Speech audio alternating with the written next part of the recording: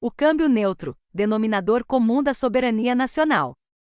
Em qualquer economia aberta, a taxa de câmbio é o preço mais importante. Ela é a ponte que conecta todos os preços domésticos a todos os preços do resto do mundo. Quando essa ponte está torta ou desnivelada, toda a estrutura econômica se deforma.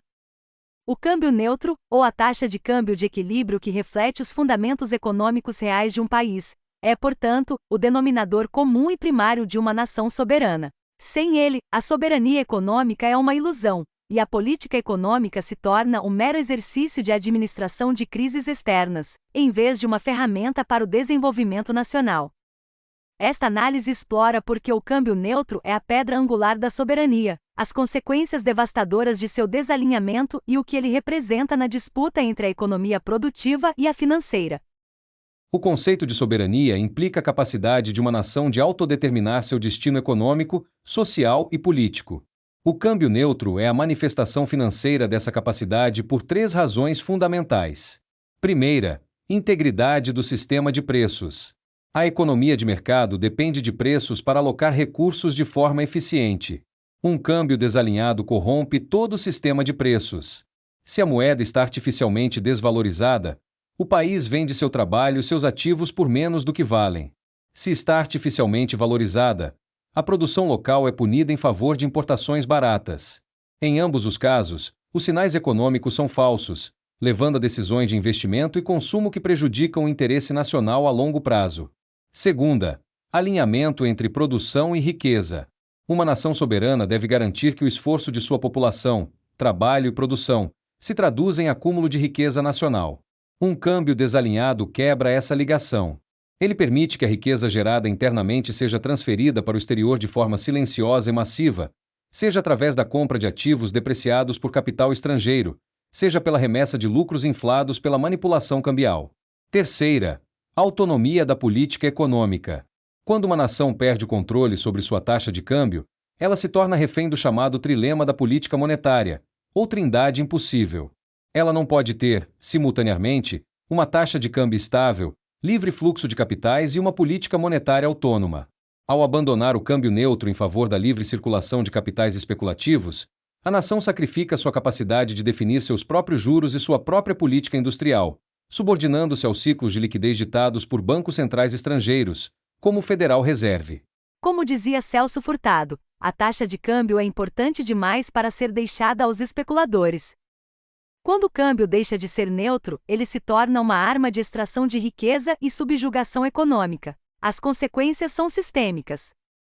No regime de câmbio neutro e soberano, os preços refletem a produtividade e a competitividade real da economia. A política industrial permite o desenvolvimento de setores estratégicos. O crescimento da produtividade se traduz em aumento de salários e do padrão de vida. A economia é resiliente a choques externos, e o tripé macroeconômico é usado para o desenvolvimento interno. No regime de câmbio desalinhado e subordinado, os preços são distorcidos, favorecendo a especulação financeira. A economia sofre desindustrialização ou reprimarização, a riqueza é transferida do setor produtivo para o setor financeiro e para o exterior. A economia vive em ciclos de voo de galinha, alternando euforia e pânico conforme a liquidez global. E o tripé é usado para garantir a rentabilidade do capital especulativo, mesmo à custa da economia real. É por meio deste regime subordinado que a dupla alavanca opera, seguindo uma lógica matemática precisa. O capital especulativo, o Brasil offshore, explora a volatilidade criada pela gestão inversa do tripé.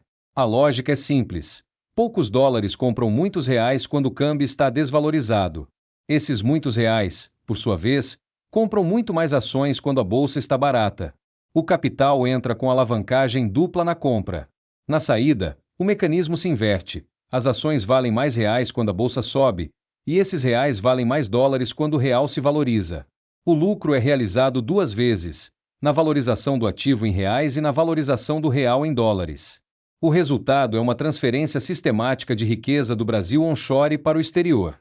Quem opera esse ciclo ganha nas 2 pontas.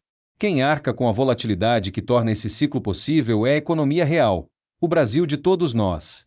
O câmbio neutro elimina essa volatilidade, com ela, elimina a vantagem da dupla alavanca. Sem oscilação extrema, não há arbitragem. O capital precisa então produzir para lucrar, em vez de especular.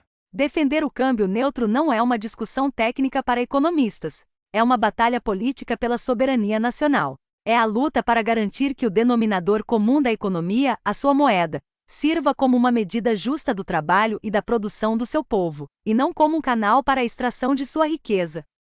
Uma nação que abre mão de ter um câmbio que reflita seus fundamentos econômicos está, na prática, abrindo mão de seu projeto de nação. Ela aceita que seu destino seja ditado por forças externas, tornando-se um objeto na geopolítica global, em vez de um sujeito de sua própria história. O câmbio neutro, portanto, não é uma opção. É a condição sine qua non para qualquer projeto de desenvolvimento soberano e sustentável. A soberania começa com o entendimento. Compartilhe esta análise e junte-se ao debate pela retomada do nosso projeto de nação.